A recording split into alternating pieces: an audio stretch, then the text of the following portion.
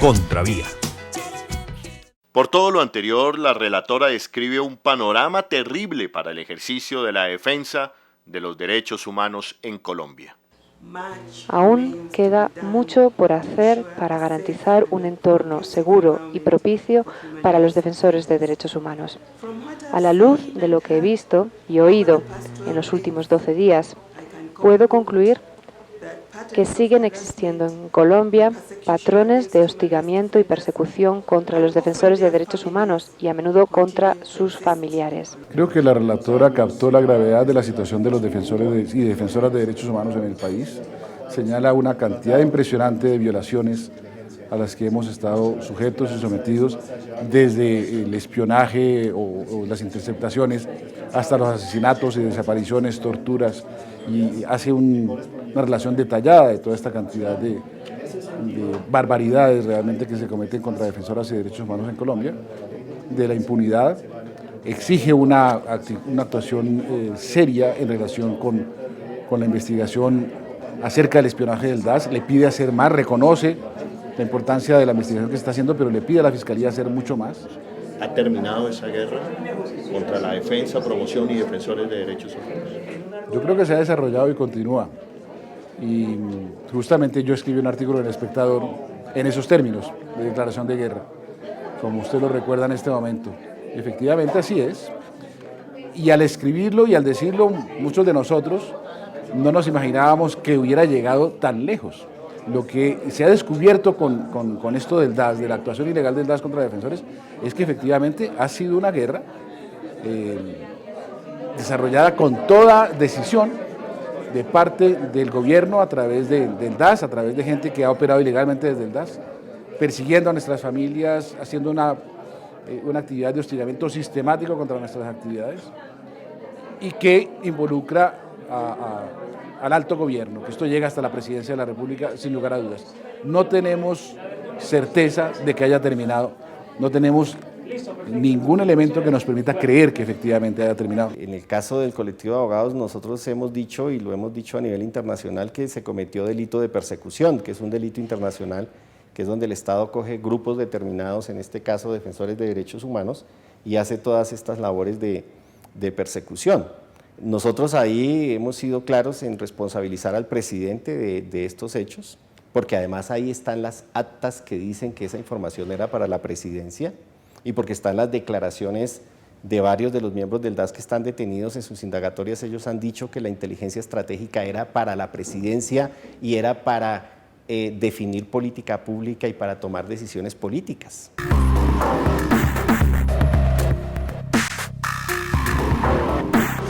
La pregunta que hoy la sociedad colombiana se hace, que seguimos esperando, es ¿quién dio las órdenes para crear un grupo como G3, que, reitero, y en esto quiero hacer énfasis, la interceptación es simplemente el primer eslabón de una cadena de hechos ilícitos que en algunos casos podría costar la vida de personas? ¿Quién daba las órdenes? En esa investigación interna logramos establecer varias cosas. Primero, no era un grupo de creación legal, no había una resolución que dijera que eso estaba, fue un grupo de creación informal. Aquí también hay, digamos, un tema judicial muy complicado donde hay involucrados más de 20 funcionarios en la medida en que están parte del proceso y yo, digamos, tengo que ser muy cuidadoso en lo que yo pueda afirmar. Lo que tengo absolutamente claro es que aquí alguien tomó unas decisiones de hacer unas reuniones, de conseguir una información, pero no se sabe exactamente para quién ni para qué. Lo que tengo claro es que en eso no tiene nada que ver el presidente de la República. Pero es increíble que hoy no sepamos quién dio las órdenes y para qué daban las órdenes. De información, si uno hace, digamos, un ingenuo repaso de quiénes eran las personas que fueron seguidas, interceptadas, e inclusive el señor Arzayus dice que hasta contemplaban la posibilidad de intimidación. Esa era la inteligencia ofensiva. Después son casi 8 meses. No se sepa eso, que hoy no se sepa eso, doctor Mendoza. Yo estoy de acuerdo con usted. Yo creo que la Fiscalía nos tiene que decir rápidamente eso. Es que esos no son funcionarios del DAS hoy. La mayoría de quienes dirigían ese grupo no son funcionarios del DAS. Esas personas estuvieron acá y salieron y están en otras actividades y son personas naturales. Acá no está el señor Arzayuz, no está el señor Ariza, no está el señor Narváez, no está el señor Ovalle. Ellos tienen que responder ante la justicia en ese proceso. No corresponde a la función misional del DAS andar persiguiendo, ni espiando, ni siguiendo a ninguna organización social, a ningún periodista, y tampoco lo es andarlo haciendo en la vida del vicepresidente de la República o el general de la policía. Para eso no está el DAS. Por eso, pero lo que le quiero insistir, doctor Muñoz, usted en su investigación interna ha tratado de llegar al fondo de esto, ha reunido a la gente que colaboró, digamos, a esos detectives que simplemente, como usted bien lo dice, recibían órdenes, tratando de establecer, y nos puede dar una luz al respecto, claro, tratando de establecer de dónde venían esas órdenes. Claro que he hecho el esfuerzo, digamos, de hacerlo. Hay varias consideraciones. La primera, el material, digamos, de prueba ya no está acá. Es decir, se entregó y en su totalidad, digamos, está en la Fiscalía General de la Nación para tratar de dilucidar un poco más los temas. Lo segundo, muchos de ellos no tienen la información y decían, quienes dirigían el grupo pedían y tenían unas órdenes, unas misiones de trabajo y ellos cumplían unas funciones. Yo creo que quienes dirigieron ese grupo, quienes están ahí, además entiendo que hay unas actas y las firmaron y dirigieron, tienen que responder exactamente qué estaban haciendo. Usted ha preguntado, por ejemplo, doctor Muñoz, si algunos funcionarios, hoy activos o no activos, usted dice las pruebas están en la Fiscalía, pero aquí está el personal que hacía eso. Algunos, no todos, otros se fueron, como usted bien dice. Si estas personas llevaban información al Palacio de Nariño, ¿con quiénes hablaban en el Palacio de Nariño? Yo aquí hice un proceso incluso por escrito de muchos de estos temas y yo les pedí por escrito que aclararan muchos de los temas de la revista. Ahí están los informes. Ahí hay dos niveles en el tema del Palacio de Nariño que yo también creo que es importante aclarar.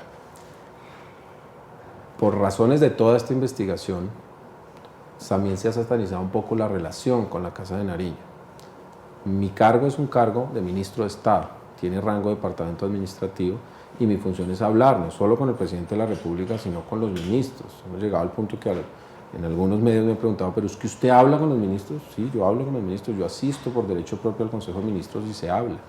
Y en algunas ocasiones irían. Ahora, el acceso a Palacio, sobre todo en particular al presidente de funcionarios de nivel medio del DAS, no es. Quien tiene interlocución con el presidente es el director del DAS y de pronto el subdirector, digamos que cumple unas funciones más administrativas y no misionales. Entonces, muy pocos funcionarios del DAS, digamos, hubieran podido llegar a asistir a una reunión en el Palacio. El capitán Lagos y el capitán Tavares estuvieron en Palacio, ellos lo han dicho y están dentro de su proceso en unas circunstancias particulares, pero no es frecuente, común, ni está demostrado, ni me lo han dicho, que haya funcionarios de otro nivel que asistan, lleven o envíen información al Palacio. No aparece en las investigaciones internas. En las investigaciones internas no. Que funcionarios hayan llevado fines de semana o entre semana información, paquetes de información al Palacio de Nariño. No, en las investigaciones internas que nosotros tenemos acá no. Ahora, esto está trasladado desde Procuraduría y desde Fiscalía a esas entidades de control y ellos tendrán que decir si eso pasó. Aquí cada uno tiene que responder por lo que hizo de manera clara y ojalá pronta.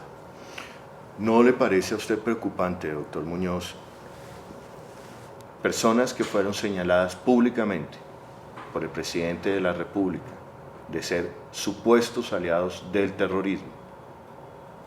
Hay un famoso discurso de septiembre de 2003 que el presidente Uribe señala a las organizaciones no gubernamentales como traficantes y aliados del terrorismo. El señor Arzayuz posteriormente dice que a partir de este discurso, pues esto se toma como una orden, y así coincidencialmente. ¿No le parece preocupante?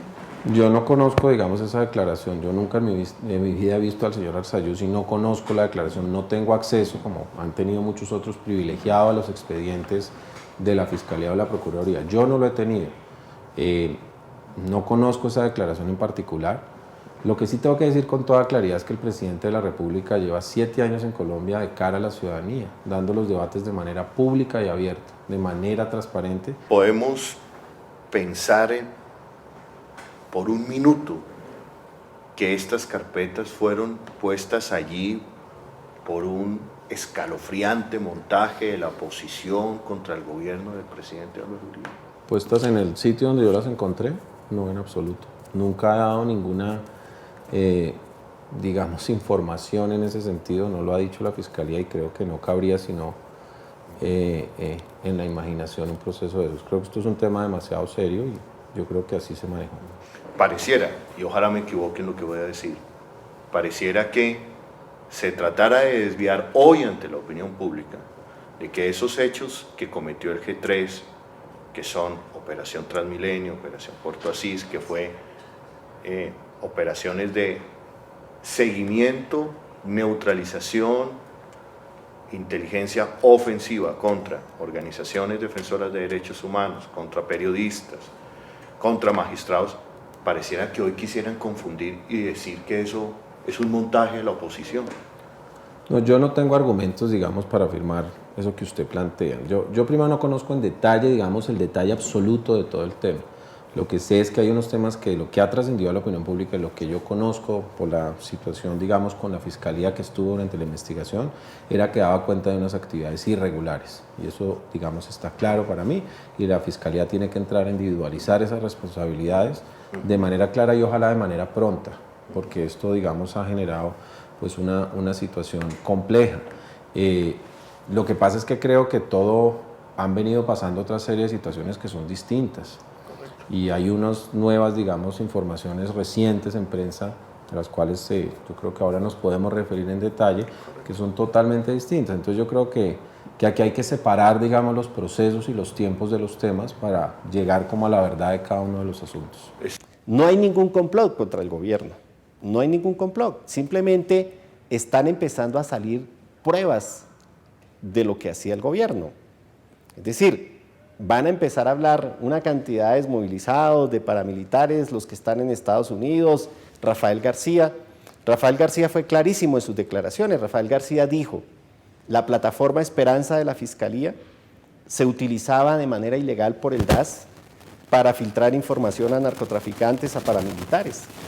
Y García dijo, había un convenio entre Jorge Noguera y Luis Camilo Osorio. Y García dijo, yo me reuní en la Fiscalía con los que dirigían esa plataforma Esperanza e intercambiábamos información. Entonces es lo mismo, estamos hablando de lo mismo, de un aparato organizado, ilegal, que producía información estratégica para la presidencia de personalidades de este país. Lo último que se ha dicho de que no era el DAS, que era la Fiscalía, pues claro, también era la Fiscalía, como lo señalé ahorita, utilizada también por el DAS y por otros organismos de seguridad. Por eso nosotros decimos, bueno, muy bien que se acabe el DAS, pero el problema no es el DAS. Aquí tuvimos la Brigada de Institutos Militares que violó derechos humanos y se acabó cuando probamos que violaba derechos humanos. Tuvimos la Brigada 20 que se probó que mató personas, que mató hasta personas muy importantes en este país y que se acabó. Ahorita pueden acabar el DAS y no importa, mañana lo hace la policía, la Brigada 13, bueno, las diferentes E2, B2, todas las agencias de inteligencia que hay acá. Es decir, no importa quién lo haga, lo que tiene que cambiar es la política. Si no se cambia esa política de considerar que todo el que no esté de acuerdo con el gobierno es terrorista, es enemigo, es de las FARC, no importa quién lo haga, lo van a seguir haciendo. Como Watergate se conoce el escándalo político ocurrido en 1974 en Estados Unidos, bajo el cual las investigaciones del FBI, el Senado y la prensa revelaron que el equipo del presidente Nixon había realizado fraude en la campaña, espionaje político, escuchas ilegales a gran escala y un fondo secreto para pagos. La presión de su propio partido y de la prensa obligó a Nixon a renunciar. El escándalo de Watergate es un juego de niños frente a los seguimientos, interceptaciones e intimidación ilegal, entre otros actos ilegales, ejecutado por el DAS, órgano adscrito a la Presidencia de la República de Colombia. John Dean, ex asesor de la Casa Blanca, testificó hoy que el presidente Nixon sabía de las operaciones en Watergate. Que se ordena al presidente de los Estados Unidos que entregue las grabaciones. Eso pasó. Sin duda alguna, este es un día histórico. Es la primera vez que un presidente renuncia a su cargo en casi 200 años de historia. Contravía.